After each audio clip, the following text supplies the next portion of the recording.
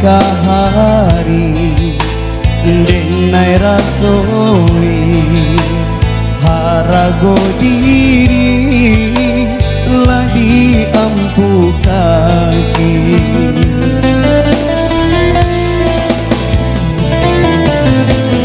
Dulu banjunjung tinggi,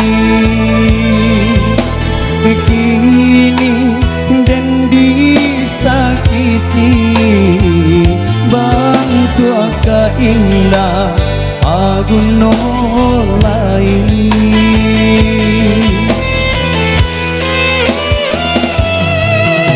Higala nan badalaan hitangi basuruan hibiana mangasan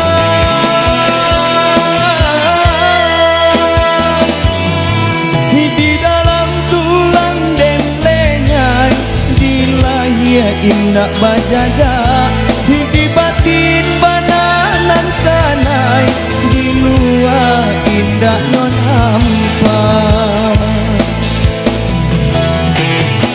Ngilu kita rasong ngilu hititur ya sambil lu sianan katau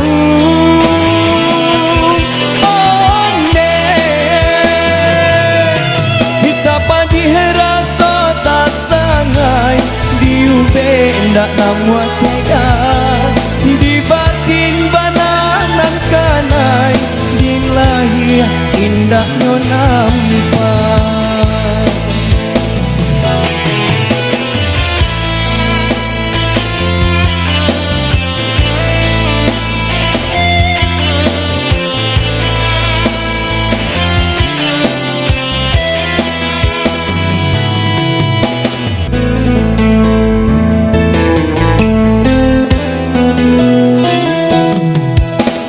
Dari hari ke hari denai rasoi harago diri lagi ampu kaki.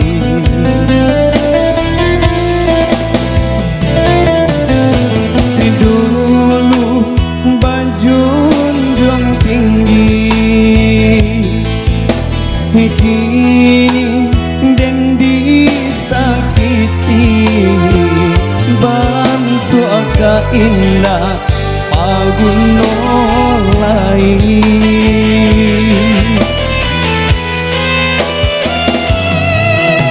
Higala nan bagalaan hitangi basuruan dia nak mengasah